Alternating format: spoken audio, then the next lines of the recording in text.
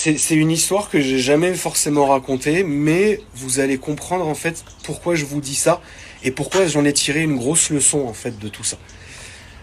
J'ai perdu un de mes chats il y a très longtemps, un chat qui s'appelait Lucifer, que j'ai gardé 14 ans la famille. Je sais pas si vous vous rendez compte, 14 ans c'est une vie. Alors c'est horrible parce que pour nous, à taille humaine entre guillemets, à échelle humaine, 14 ans c'est beaucoup, mais c'est pas beaucoup. Mais pour un animal, c'est toute sa vie. Ça veut dire que pour cet animal-là, tu as été toute sa vie. Tu vois ce que je veux dire? C'est pour ça qu'il faut bien s'occuper des animaux, il faut bien les traiter. Et quand tu sens que tu peux plus, parce que attention, je vais juste faire une parenthèse là-dessus. Moi, je juge pas les gens, mais je sais que parfois, avoir beaucoup d'animaux ou un animal, pour certaines personnes, ils peuvent se sentir dépassés en fait par la chose. Quand tu sens que par exemple ton animal, tu arrives plus à t'en occuper comme tu devrais, tu vois, avec un vrai cœur, tu vois ce que je veux dire? Quand tu sens que ton animal va commencer à manquer, qu'il manque d'amour, de trucs, de machin, eh ben il faut pas leur faire de mal, il faut s'en séparer en fait. Il faut les donner à des refuges, à des bonnes personnes, à des bons endroits. Il faut juste en fait, toi t'as pas réussi, c'est pas grave, mais ne leur fais pas de mal, tu vois. Et ça c'est très important. Et du coup, moi j'ai gardé ce chat 14 ans. Il est mort de vieillesse, hein, tu vois. Il était beau, c'était un persan, il était roux, il était très très beau ce chat, tu vois. Lucifer.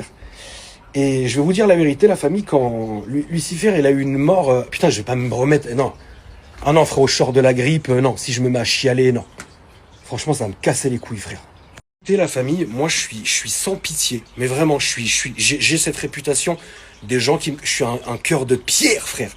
Mais il y a des choses aussi étranges qu'elles puissent paraître qui vont me tuer, en fait, si tu veux. Ça va me briser le cœur. Mais autant il y a des choses, vous pouvez me montrer des atrocités, je m'en fous.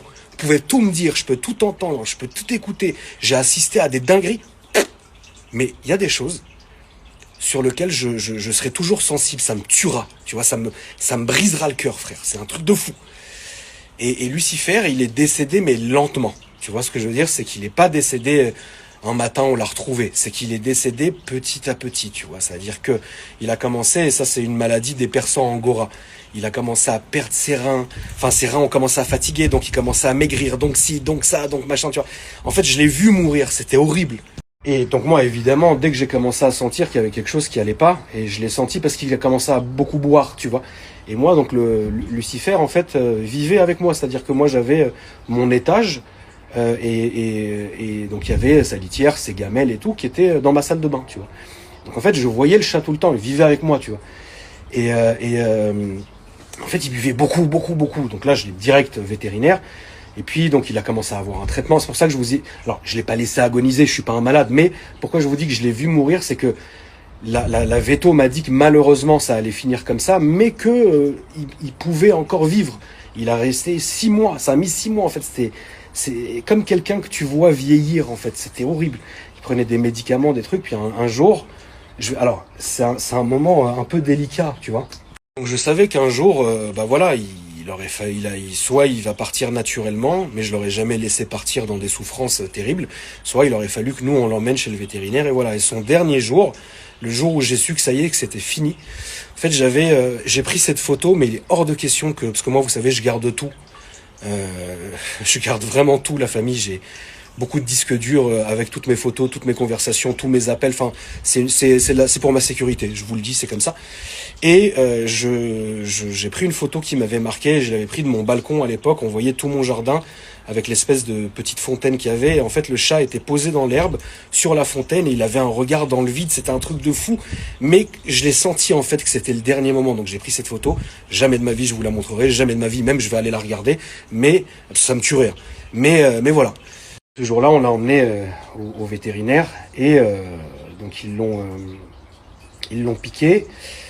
Et ah putain, faut pas que je craque, putain. Putain, mais ça me fait chier de partir. Je vais passer vite sur cette partie-là parce que là, comme je vais aller manger, j'ai pas envie de chialer, de rentrer, de voir mes enfants. Ils vont me dire qu'est-ce qu'il a encore, Abdoulillah, il est dans les dossiers Epstein, c'est relou, tu vois.